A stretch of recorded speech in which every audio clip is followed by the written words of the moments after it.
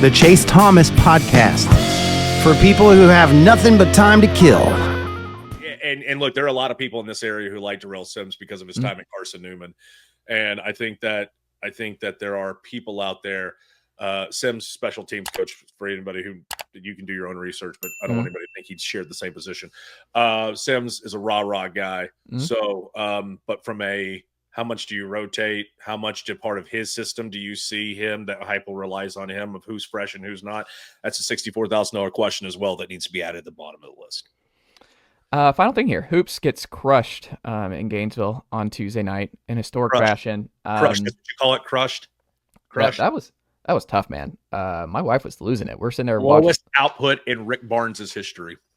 But Rick Barnes, after the game, looks at it and this week is like that. It was good for us, and it will end up being good for us. Do you share that optimism that kind of loss will end up rallying the troops, or do you think it's more of the way that game went? It's like that's just going to happen sometimes because this offense is so much more predicated on 3-point shooting, drive and kick, and things like that. That when it's not falling, I mean, that was all time bad in terms of not falling. Yeah. But I was telling, I forgot who I was talking to this week, where I'm like, they play like the Houston Rockets with Harden and Paul, with Sakai and Chaz Lanier, where that's what they remind me of. Yeah, and I think that is a really high floor. But when it's ugly, it's ugly. And I think Tennessee fans are not prepared for how ugly it's going to be. Not a lot, but I think it's going to happen again. I think Tennessee's going to have these horrible nights shooting, and it's like they're still going to defend hard. They're still going to play their guys a bunch because that's what D'Antoni loves. D'Antoni loves the high minutes with his 7 to 8 guys. Barnes is going to play high minutes for his 7 to 8 guys. Yeah. And when it's not rolling, it's going to be ugly. But when it's on, they're going to bury people. Like, they're still going to bury some people down the rest of the way. I don't think it's time to panic, but I do think the volatility of Tennessee men's hoops this year is going to be a little bit more aggressive than what we've seen in years past, because I think they just play a lot like those Chris Paul, James Harden, D'Antoni Rockets teams. I think that game against Florida was an awful showing from Tennessee, and that's putting it lightly. Somebody on Twitter asked me, I was catching a lot of heat earlier in the day because I had picked Florida to win the day before on the air. We do a segment Riding with Ivens where financially heavy on Florida. It just made too much sense, and it kind of played out the way that it did. So that night, people were just like, okay, my apologies for my comments earlier. What do you believe is wrong? 3 things stood out, especially in the first 20 minutes. Energy. None of it. Tennessee, look, not that they were disinterested, but from an energy standpoint, they were not matching what Florida was doing. There was a lot of just easy putbacks. They weren't going hard, knowing somebody was on their back. Number 2, Chaz Lanier very rarely got a shot in the first half that wasn't outside on the perimeter. I'm pretty sure he was 0 of 6 from 3 in the first half. So Florida, even though Chaz can shoot and score from anywhere, they said, we're going to make you force you into low percentage shots than trying to let you get hot with a heat check closer, and closer. And I think that Florida did something that usually Tennessee's accustomed to doing. That defense they had, I refer to it as Python. Florida's defense that night, the more Tennessee tried to move around and try to get more physical, Florida just got tighter and made them into boneheaded decisions. My problem with Tennessee this year, and it's the same thing that I said even before Cam Carr left, it was the situation I said before JP Estrella got hurt. My reasoning for Tennessee to lose the game against Florida was I thought because of how fast Florida gets up and down the floor, nobody in the SEC transition scoring-wise is faster than Florida. It was going to be a clashing of styles. Florida wants to get up and down the floor. They want to average 90 points a game. Tennessee wants to average 74.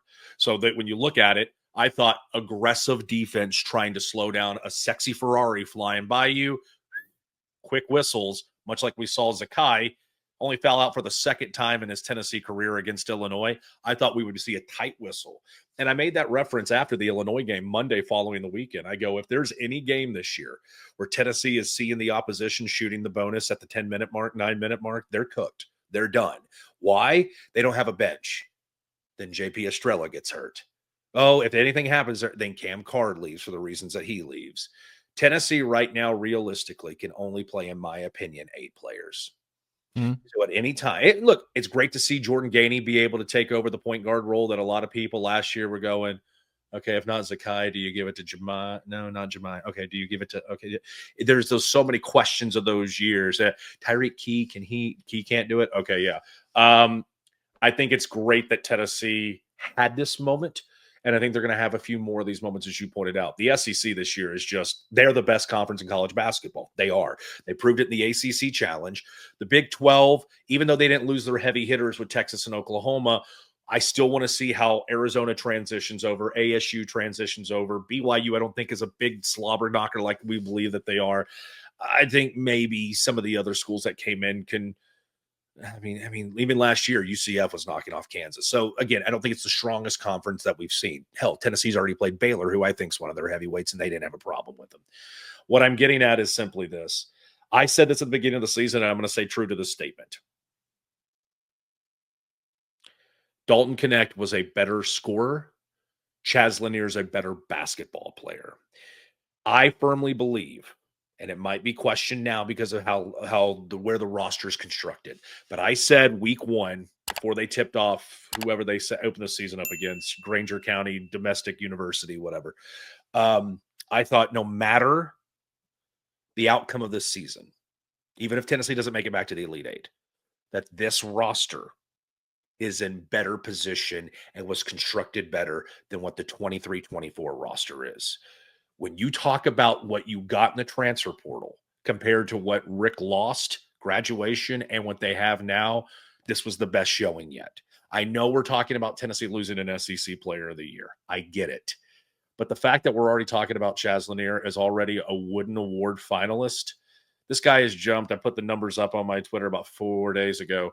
He went from preseason 31st overall, tied for the 13th best odds in conference play. He's up to 4th now. 5th if he slipped after the performance against Florida. Do I think he's John Ibroom? No. Do I think he's Cooper Flagg? No.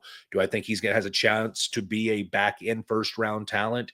Do I think with put in the right system he can shine like we've seen with Dalton Knecht? Yes. Bringing it back to Knoxville, though, quickly, I think the answer to your question is this. Tennessee's going to have to learn 2 things in the next 2 weeks because at the end of the month, they go through a 4 top 25 stretch. Mississippi State, another rematch, Florida, et cetera, Kentucky on the Auburn. Who's your second scoring threat consistently after Chaz Lanier, which we've had to ask that question before? And number 2, when is Darlin Stone DeBar going to end up being the Darlin Stone DeBar who came in the transfer portal? Watching him last year in the CAA, what he was doing at Hofstra, he was supposed to be a better, more athletic Josiah Jordan James. It's not my business to put his personal business out through the internets, but the time that he can finally get his head right after some personal things that have happened in his life, that guy is going to end up being a star for this team.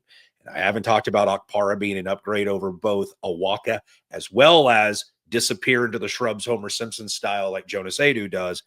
But what you got so far from Igor Milicic, eliminating not only second chance points for the opposition, but helping you 18 total rebounds in one game, it sucks. You got punched in the mouth. Go to Texas, come out of this week 1-1, get home with a matchup against Georgia. All is right in the world. It's that simple. That was a game you needed Estrella too.